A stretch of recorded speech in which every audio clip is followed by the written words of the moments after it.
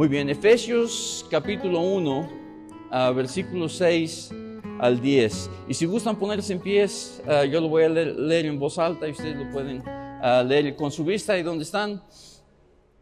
Dice: para la alabanza de la gloria de su gracia, con la cual nos hizo aceptos en el amado, en quien tenemos redención por su sangre, el perdón de pecados, según las riquezas de su gracia, que hizo sobreabundar para con nosotros en toda sabiduría e inteligencia, dándonos a conocer el misterio de su voluntad, según su beneplácito, el cual se había propuesto en sí mismo, de reunir todas las cosas en Cristo, en la dispensación del cumplimiento de los tiempos, así las que están en los cielos como los que están en la tierra. Vamos a orar. Padre, gracias, Señor, por tu palabra, gracias por el privilegio de ver unos textos de Efesios en esta mañana y de entender el propósito de tu redención para nosotros.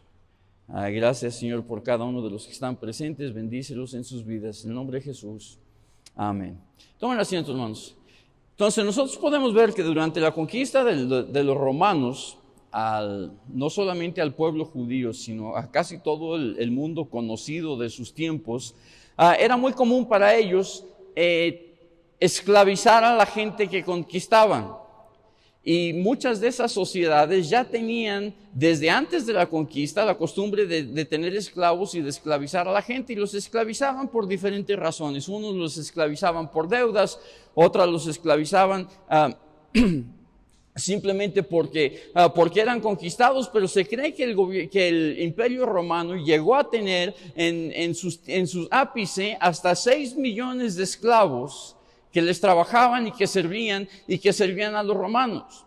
Entonces, si nosotros vemos una población de 6 millones de personas que están en una servidumbre obligada, que son una mercancía de compra y venta, podemos ver nosotros que el mercado del esclavo, del mercado de la esclavitud en los tiempos de los romanos, pues era un gran mercado.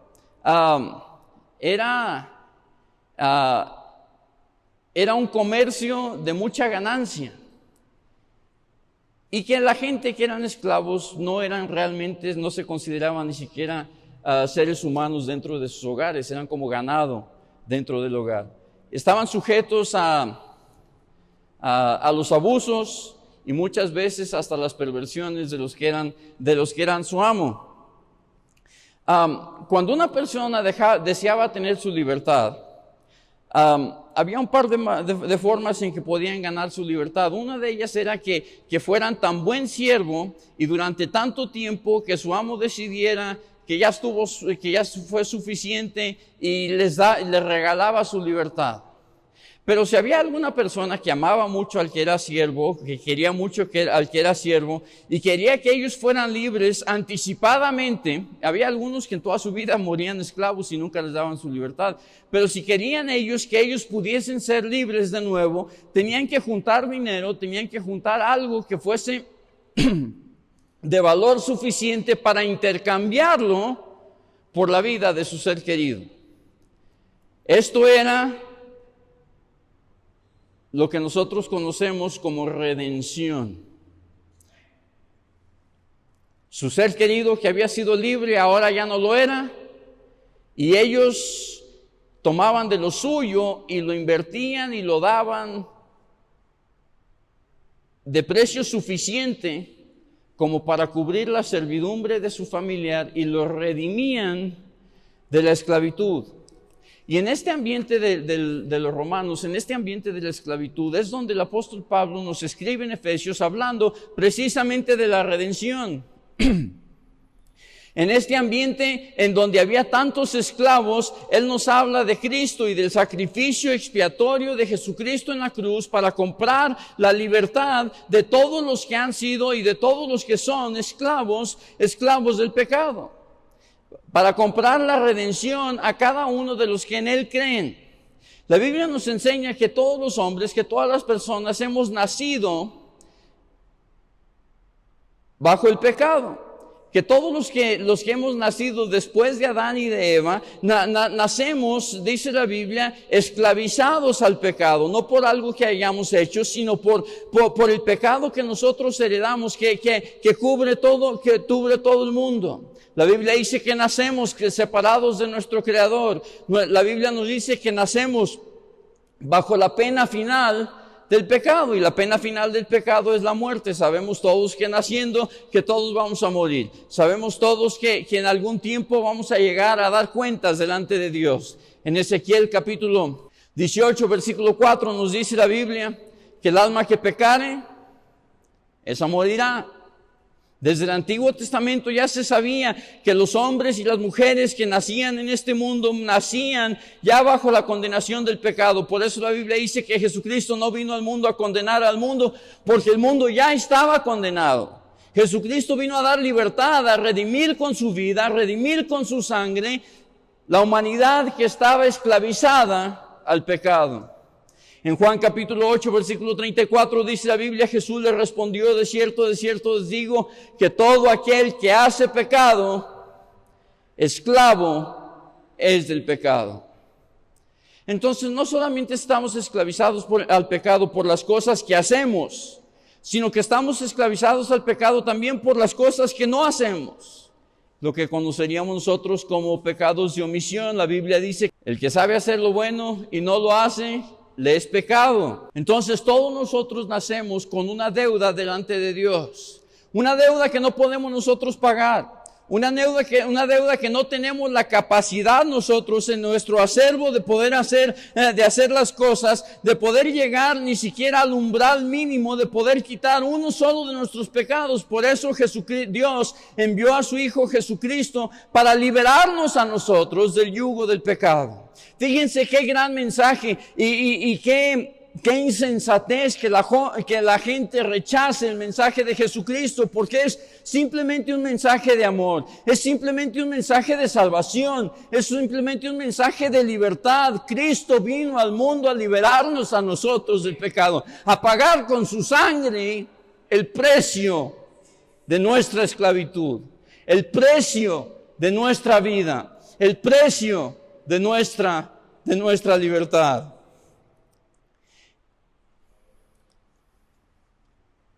Romanos capítulo 7, versículo 14 nos dice que porque sabemos que la ley es espiritual, mas yo soy carnal, decía el apóstol Pablo, vendido al pecado. Vendido al pecado quiere decir que el pecado tiene un precio y que estamos vendidos a ellos. El pecado mantiene cautivo al hombre.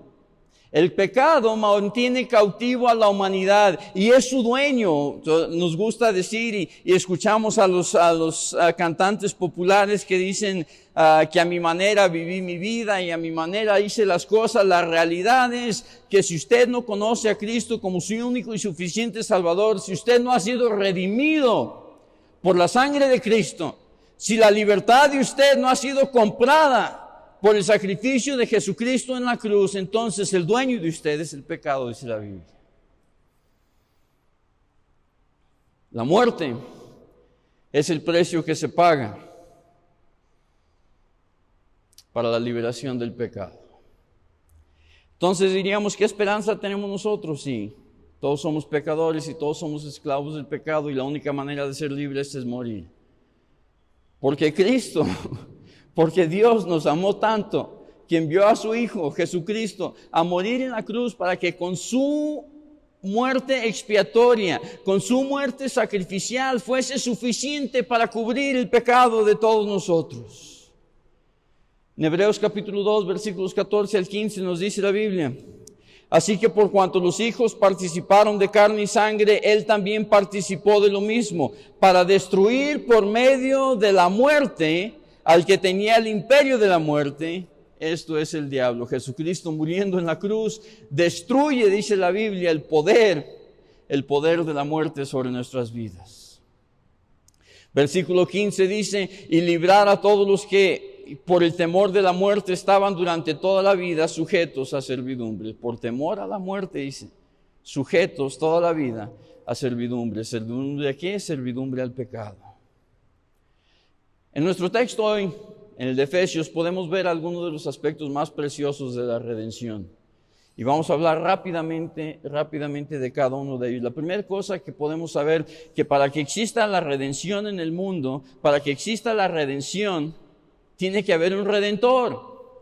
Tiene que haber una persona que esté dispuesto a dar de lo suyo para redimir lo que se había perdido. Que la Biblia dice que veíamos hace 8 días que Jesucristo vino a buscar y a salvar lo que se había perdido. Él vino a redimir lo que se había perdido. Él vino a redimir lo que estaba vendido y en esclavitud al pecado.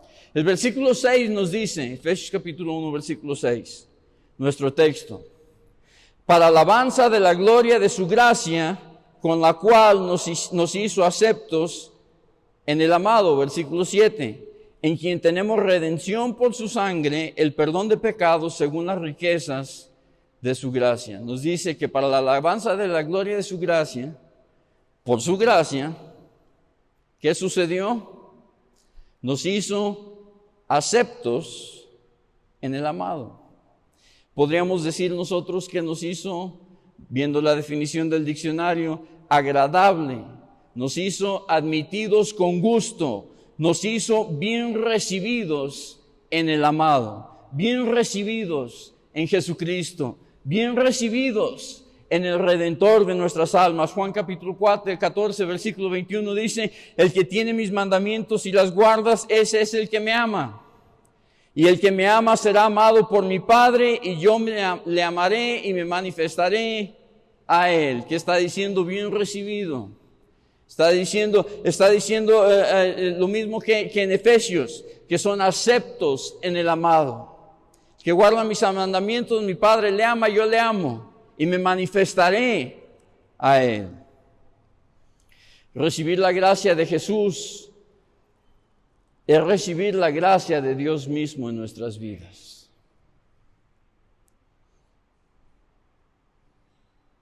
Fíjense que muchas veces es fácil para nosotros pensar que hay una diferencia entre Dios Hijo y Dios Padre. Muchas veces es fácil para nosotros pensar que quizás Dios el Padre es el más poderoso y Dios el Hijo es el menos poderoso y pues que ahí andan juntos, pero que uno es más que el otro. Y es fácil pensarlo porque nuestros pensamientos, nuestra estructura, nuestra jerarquía humana nos lleva a que eso sea normal. La verdad es que Dios el Padre y Dios el Hijo, la Biblia nos dice que unos son y son iguales. Y aunque fungen diferente, aunque hacen diferentes cosas en nuestras vidas, aunque hacen diferentes cosas en nuestro mundo, ambos de ellos tienen todo el poder, ambos de ellos tienen toda la soberanía, ambos de ellos tienen toda la gracia, toda la magnificencia.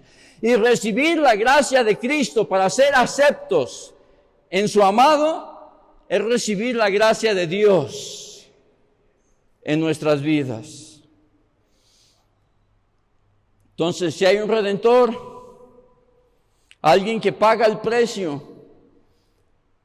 para que otro pueda ser liberado, entonces tiene que haber también un esclavo que va a ser redimido. Jesucristo no hubiera venido al mundo nada más a sufrir y a morir por el gusto de sufrir y morir, para que vean que pues así se puede. Jesucristo vino al mundo porque había una necesidad urgente, una necesidad terrible en la humanidad de ser redimidos, de tener la salvación en sus vidas, de tener el perdón de pecado. Por eso vino Jesús. Nos amó tanto que viendo la urgencia de nuestras vidas, viendo la necesidad de nuestro espíritu, vino a morir en la cruz para comprarnos a nosotros, que estábamos vendidos, dice la Biblia, al pecado. Cristo vino a redimirnos a nosotros. Cristo vino a redimir a la humanidad. Cristo vino a redimir a los pecadores. Y fíjense,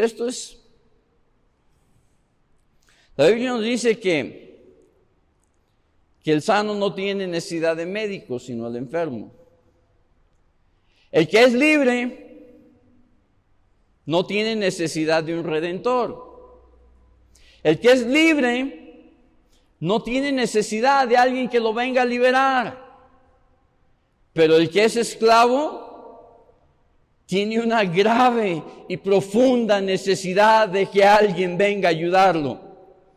El que está esclavizado al pecado tiene una profunda y grave necesidad de que Dios mismo, el único que tiene el poder para abolir nuestros pecados, venga al mundo para liberarnos, para comprarnos y para redimirnos de nuestro estado inútil en el que nos encontrábamos. El hombre o la mujer que no debe, no tiene necesidad de un redentor, pero la Biblia nos dice en Romanos capítulo 3 que todos pecaron y están separados de la gloria de Dios. Que todos tenemos la necesidad de un redentor. Y Jesucristo vino al mundo y se dio a sí mismo por nosotros. Primeramente porque nosotros necesitábamos un redentor. Segundamente, porque Él desea pagar el precio de nuestros pecados. Ahora, nosotros podemos tener una deuda y podemos acercarnos a nuestros familiares y amigos para que nos ayuden porque nos están cobrando 18 pesos diarios y por la razón que sea, porque así sucede a veces. Y nos acercamos al familiar o al amigo para decir: yo tengo esta gran deuda, yo sé que tú tienes y que me puedes ayudar. No es suficiente que tengan ellos la capacidad de ayudarnos. Es necesario también que tengan la voluntad y el deseo de hacerlo. Jesucristo tuvo la voluntad y el deseo de venir al mundo a sufrir en carne propia, a sangrar de sus manos, de su costado, de su cabeza, a ser torturado, a ser humillado, a ser muerto en la cruz. Él tuvo la voluntad de hacer eso, para que nosotros, creyendo en Él, pudiésemos ser redimidos, comprados, rescatados del pecado y de nuestra vana manera de vivir. Y tercero, Jesucristo lo hizo porque solamente Él tenía el capital necesario para pagar nuestros pecados. Si nosotros debemos y la persona que nos va a ayudar no tiene las monedas correctas para poder pagar lo que nosotros debemos, aunque tenga muchas, no nos va a servir de nada. Nuestra deuda de pecado es una deuda espiritual y de muerte. Y solamente Jesucristo, siendo el que jamás pecó, siendo el que vivió toda una vida santa, siendo el que vivió una vida justa delante de los hombres y delante del mundo, vino al mundo porque solamente Él tenía el capital necesario para pagar el precio de nuestra redención. Y lo paga libremente, y lo paga gratuitamente, y lo paga con mucho sacrificio de Él para que nosotros lo podamos recibir como un regalo de gracia y de misericordia en nuestras vidas. El precio entonces, hay un redentor, hay alguien que necesita ser redimido. Y luego está el precio de nuestra redención. Si yo voy a la casa de empeño y empeño un reloj que vale 100 pesos y me dan 20 por él, y con 80 me lo devuelven, pues solamente con conseguir los 80 pesos me devuelven mi reloj si lo quiero. Y si no lo quiero, ahí se los dejo. El precio es alcanzable, pero tiene un precio redimir las cosas. ¿Qué precio tendrá la redención del alma del hombre? ¿Qué precio tendrá la vida eterna para toda la humanidad? ¿Qué precio tendrá el perdón no solamente de uno solo de nuestros pecados, sino de todos nuestros pecados, dice la Biblia? ¿Qué precio tendrá que cuando nosotros confesamos nuestros pecados, Él es fiel y justo a perdonar nuestros pecados? Y no solo eso, sino a limpiarnos de toda maldad. ¿Qué precio tendrá que estas cosas se hayan escrito para que nosotros sepamos en tiempo presente que tenemos vida eterna? El precio de nuestra redención es la sangre preciosa, inmaculada, sin pecado, del mismo Hijo de Dios, Jesucristo. La Biblia nos dice en Mateo capítulo 26, versículo 28, porque esto es mi sangre, y decía Jesucristo cuando estaba en el aposento alto, dice: esta es mi sangre del nuevo pacto, que por muchos es derramada para remisión de los pecados. Fíjense, todavía no había muerto en la cruz y estaba diciendo, esta es mi sangre. Y la voy a derramar para la remisión, de los pecados, la redención de las almas pecaminosas. Primera de Pedro, capítulo 18, versículo 19, dice, sabiendo que fuiste rescatados de nuestra vana manera de vivir, rescatados de la esclavitud del pecado, la cual recibiste de vuestros padres, la cual heredaron por pecadores. No con cosas corruptibles como oro y plata, dice la Biblia, sino con la sangre preciosa de Cristo, como un cordero sin mancha y sin contaminación. El precio de nuestra redención, hermanos y amigos, es la sangre preciosa de Jesucristo. El precio de nuestra redención no es oro. El precio de nuestra redención no se puede comprar con plata. El precio de nuestra redención no se puede comprar con buenas obras. El precio de nuestra redención es la sangre preciosa de Jesucristo, que murió en la cruz por nuestros pecados, sin mancha y sin contaminación. Y como es sin mancha y sin contaminación, es el único justo, el único santo que puede redimir el alma del hombre. Entonces diríamos, hay quien nos redima, hay quien necesita ser redimidos, el precio es muy alto, solamente uno lo puede pagar. Pero nada más es uno, ¿para cuántos alcanzará? ¿Será que llegará el momento en que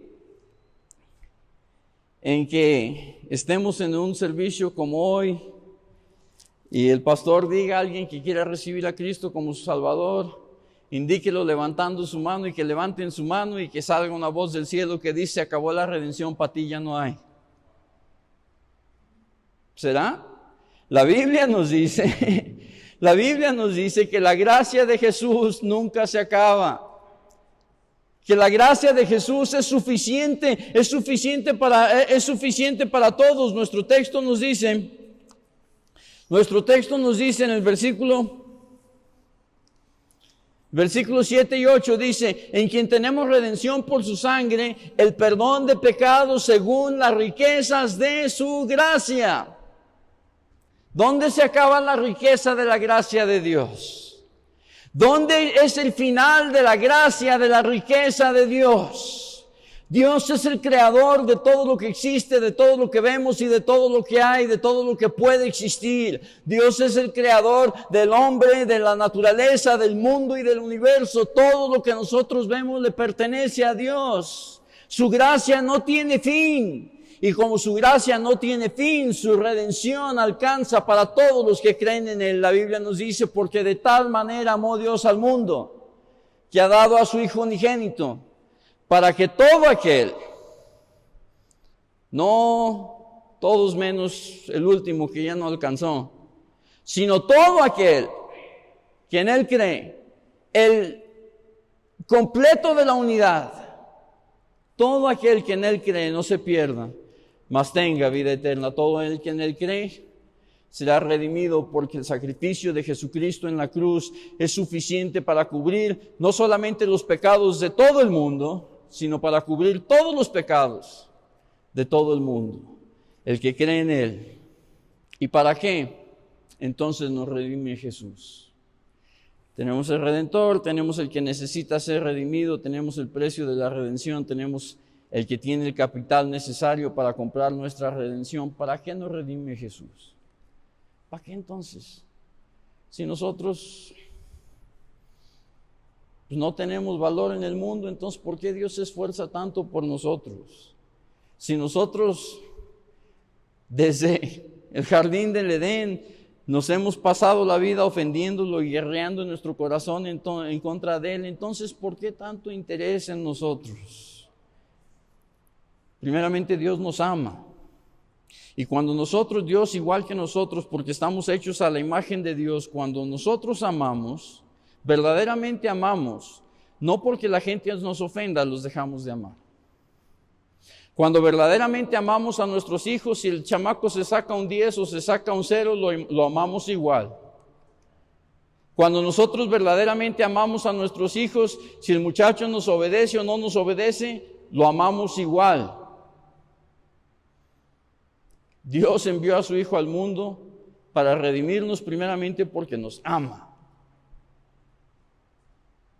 Quizás usted para su familia no se siente especial, o quizás usted para sus amigos no se siente especial, o quizás usted lo han despreciado, lo han dejado, lo han desechado en sus relaciones afectuosas.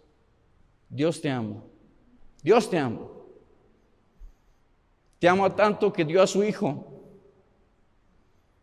para que creyendo en Él tengas perdón de pecado, seas redimido del pecado y tengas vida eterna. Nuestro texto en el versículo 10 dice de reunir todas las cosas en Cristo. Ese es el propósito por la cual Dios nos redime del pecado, que algún día vamos a estar todos nosotros, los redimidos de Dios, reunidos en Cristo. Dice de reunir todas las cosas en Cristo, en la dispensación del cumplimiento de los tiempos, así los que están en los cielos como los que están en la tierra. Algún día los que están en los cielos y los que estamos en la tierra vamos a estar divinamente, espectacular, maravillosamente unificados en Cristo, los que hemos creído en Él, para que Él reciba honra y gloria a través de nuestras vidas. Entonces la sencilleza del mensaje de hoy es esto: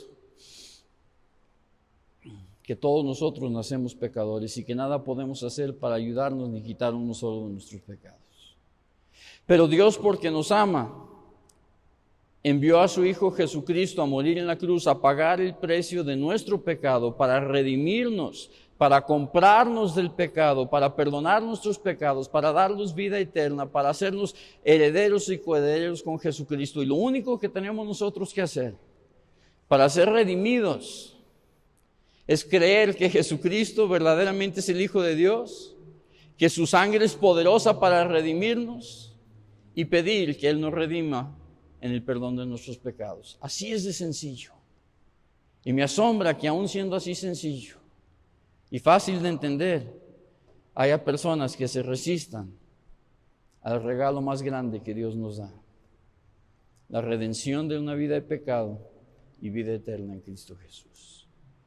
Vamos a orar. Padre, te doy gracias en esta mañana por el apóstol que nos escribe en Efesios. Te doy gracias, Señor, por tu amor y por todas las cosas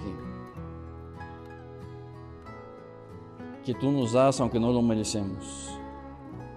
Y quizás en esta mañana hay alguien que no conozca a Cristo como Salvador, pero que hoy se da cuenta que no por culpa de ellos inicialmente, sino por heredad y después por práctica y predilección, preferencia, todos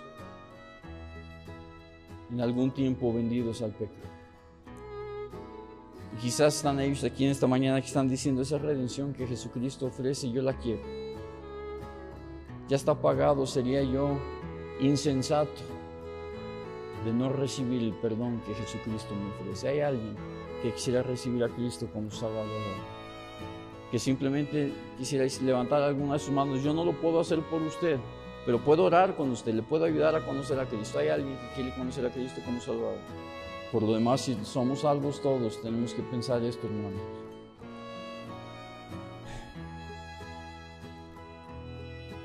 ¿cuánto más debemos nosotros de luchar porque otras personas puedan saber de la redención, del perdón de pecados y de la salvación que hay en Cristo Jesús? Hagamos un compromiso nuevo de esforzarnos día a día, momento a momento, en pregonar el Evangelio de Jesucristo. Gracias, Señor, por tu amor. Gracias, Señor, por tus bendiciones. Gracias, Señor, porque tú nos redimiste, porque tú nos diste un camino de salvación en Cristo Jesús. Gracias, Señor, por cada uno de mis hermanos que están aquí hoy. Bendícelos. Ayúdanos, Señor, cada día a esforzarnos por por ser testimonios vivos de la redención que en Cristo hay, a vivir como los redimidos. Todo esto en el nombre de Jesucristo lo pedimos. Amén. Que Dios les bendiga, hermanos.